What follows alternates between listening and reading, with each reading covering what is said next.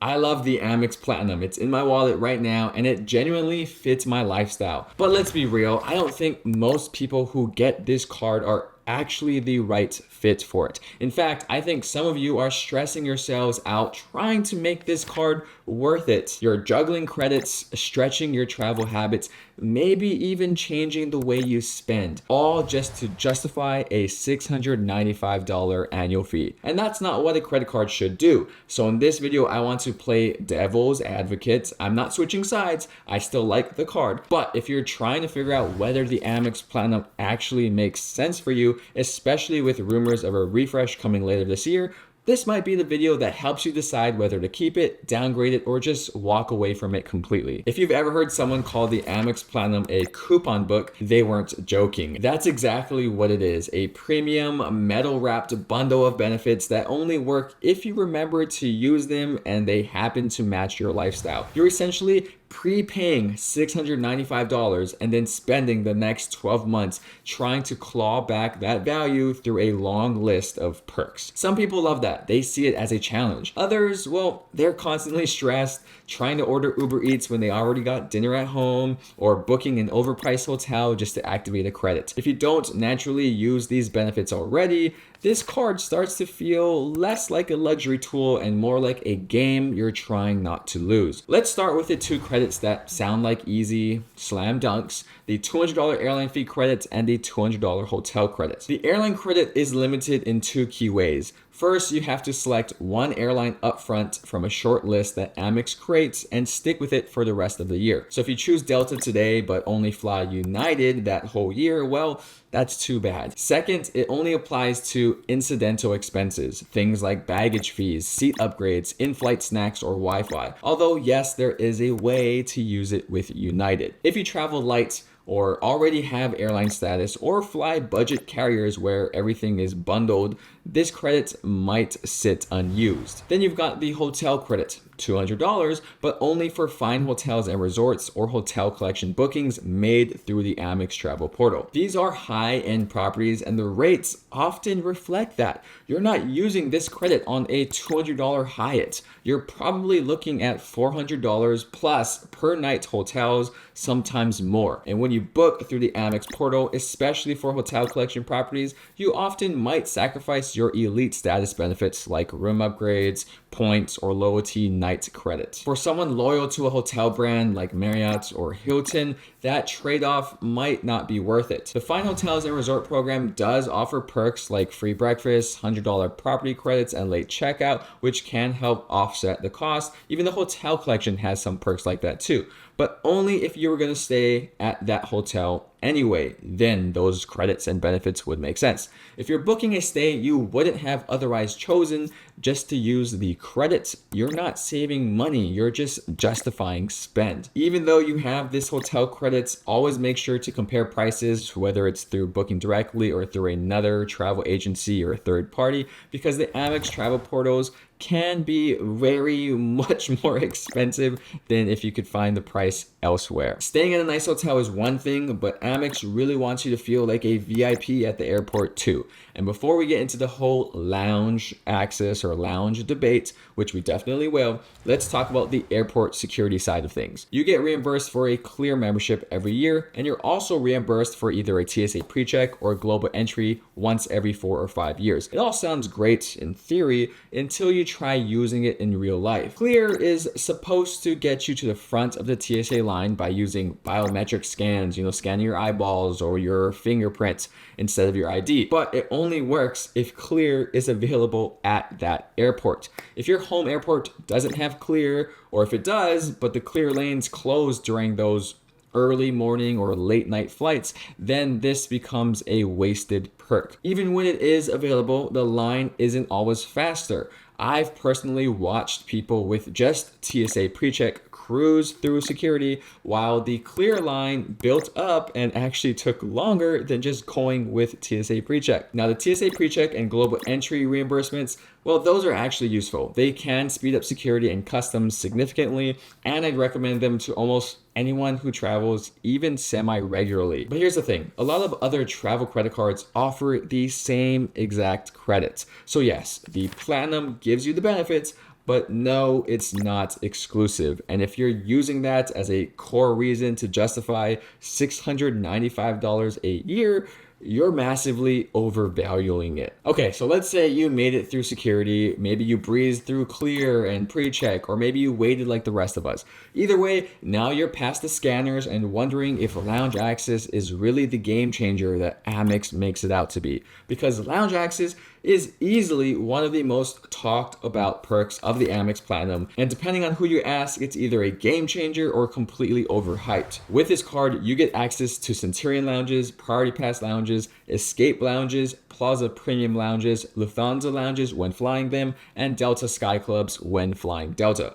It all sounds very premium, and in some cases, it really is. Free food, drinks, Wi-Fi, a quiet place to relax before your flight, and sometimes even a place to shower. But here's where the reality hits. Centurion lounges, especially in busy airports, are often packed to the point where you're waiting 30 minutes just to get in. That's assuming you're traveling alone, because if you want to bring a guest, Amex now requires you to spend $75,000 a year on the card just to qualify for that privilege to bring an additional guest. If not, your guest is coming in with a day pass or not at all. Then there's priority lounges, where sometimes it's a huge lounge with a buffet, a bar, and showers. Or sometimes it's a room with a couch and some snacks. And here's my gripe with airport lounges. At this point in my life, I only use them on or in certain cases when I have a long layover or when I have a delayed or canceled flight.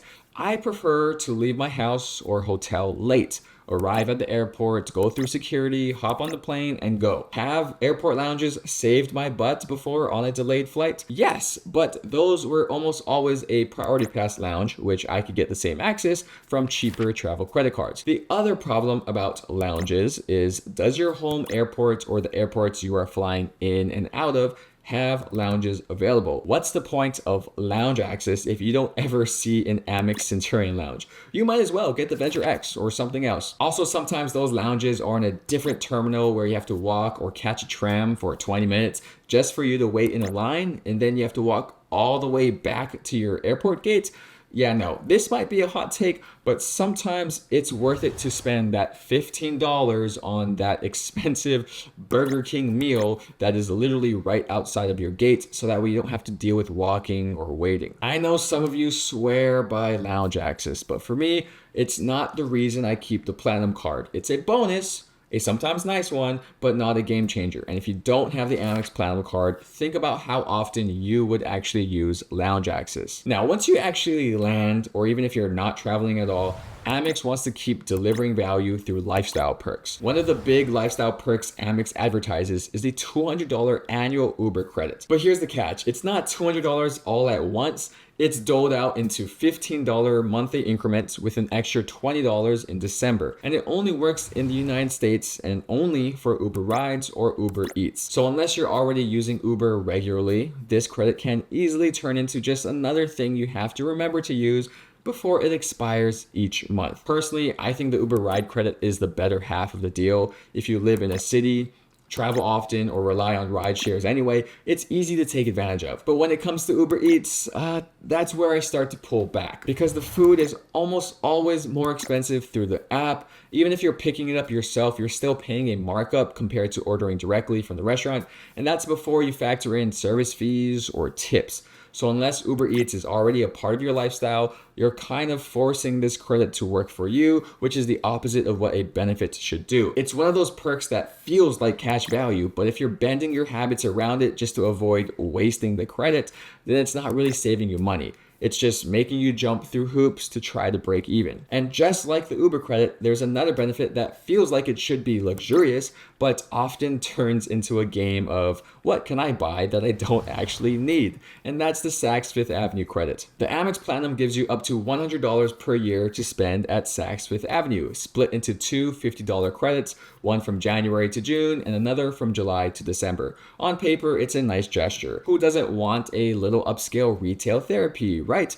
But here's the problem. Most people don't shop at Saks. It's a luxury department store with luxury department store prices. So unless you already buy your skincare, accessories, or last minute holiday gifts there, you might find yourself strolling through their sites trying to force a purchase just to not lose the $50. And if you don't live near a Saks location, well, you're stuck shopping online, and Saks doesn't offer free shipping unless you hit a certain spending threshold, which can eat into the value of that credit fast. So now you're overpaying for shopping, buying things you don't need, and convincing yourself it's a free benefit. It's not. It's a break even at best. And at the end of the day, this perk can be useful, but only if you're already shopping or already in the Saks ecosystem. If you're not, it's just another mental checklist item you have to keep track of every few months, and another credit that makes you ask, am I using this card or is it using me? But Saks isn't the only place where Amex wants you to treat yourself. There's also the entertainment credit, and just like the others, it sounds a lot more flexible than it actually is. The Amex Platinum includes a $240 annual digital entertainment credit, which is $20 a month, and it sounds amazing until you realize how limited the options actually are. You can use it for a few services like Disney+, Hulu, ESPN+, Peacock, the New York Times, and the Wall Street Journal. That's it. So unless you're subscribed to one of those specifically, this credit doesn't do much for you. I'll be honest, I do think though that the $20 a month credit will cover all of those services entirely if you just bought one. So it's not worthless. You'll get your $20 a month back easily. But again, this isn't life-changing value. It's just one more hoop to jump through to try and make the annual fee feel justified. And if you're the kind of person who prefers Netflix, YouTube Premium, or Crunchyroll, well, tough luck. Now, if you thought the entertainment credit was oddly specific, wait until you hear about the Platinum Card's discount store perk. So yeah, the Amex Platinum comes with a complimentary Walmart Plus membership, which also includes access to Paramount Plus with ads, the streaming service. Sounds random, right?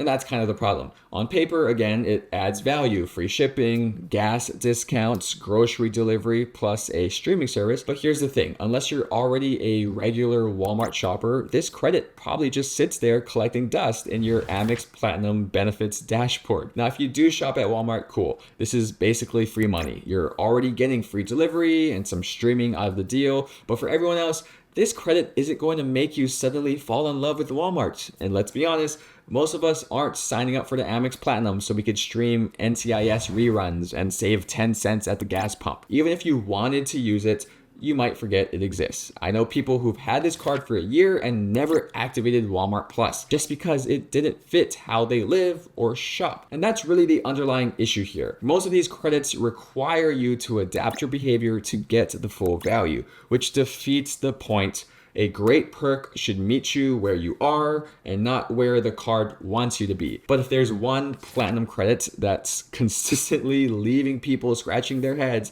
or flat out ignoring it, it's the Equinox Credit. The Amex Platinum gives you up to $300 per year in credits towards an Equinox membership, either for in-person gym access or their digital fitness app, Equinox Plus. Sounds fancy until you realize that most people don't live near an Equinox location. And even fewer people are looking to pay $300 a month just to work out there. Even if you wanted to use the credits, it's not like you're getting a free membership. You're just getting a discount on a very premium gym, one that most people weren't going to join anyway. It's like someone offering you a $20 off a private jet charter when you were planning to fly Southwest. And that's probably why this benefit doesn't even show up prominently on Amex's own marketing anymore. It used to be listed front and center with all their other benefits and credits on their Platinum benefits page. And now, well, you have to dig around just to find it. This perk is the poster child for how out of sync some of the Platinum Card's benefits are with the average user. Unless you live in a big city, want a luxury gym, and we're already planning to drop cash on Equinox, this credit might as well not exist. So when you zoom out and look at the Platinum Card's benefits as a whole,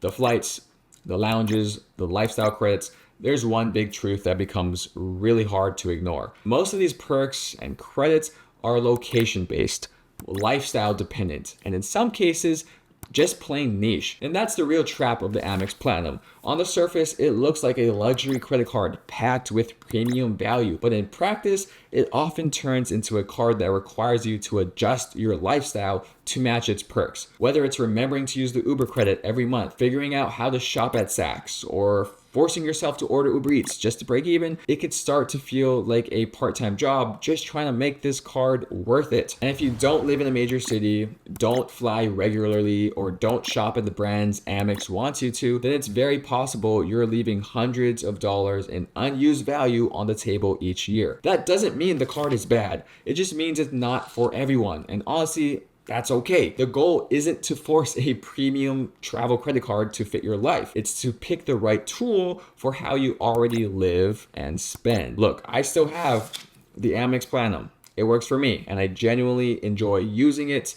But I've also been in the space long enough to see how many people force it to fit their lifestyle when it really doesn't. If you're spending more time strategizing how to use the benefits than actually enjoying them, that's probably a red flag. And honestly, you don't need to play this game with a $695 card just to feel like you're winning the credit card hobby. There are tons of great alternatives out there. Cards that cost less, offer better point multipliers, and still give you strong travel perks without all the mental gymnastics. So if you've been feeling that low-key stress about getting your money's worth, you're not alone. The Platinum card just might not be the right fit for this chapter of your life. But if you've found ways to genuinely love this card and it brings you value without effort, that's awesome. And I'm not here to talk anyone out of it. I just want you to feel confident that you're choosing the right card, not just trying to keep up with all the hype. If you've downgraded, canceled, or never bought into the Amex Platinum game, I'd love to hear your experience down below. Leave a comment. Let's help each other be smarter with our money and our credit card strategy. And if this was helpful, make sure to check out this next video where I list the best travel credit cards of 2025, some of which might be a better fit for your lifestyle. Other than that, thank you guys so much for watching, and I'll see you in the next one. Shoots.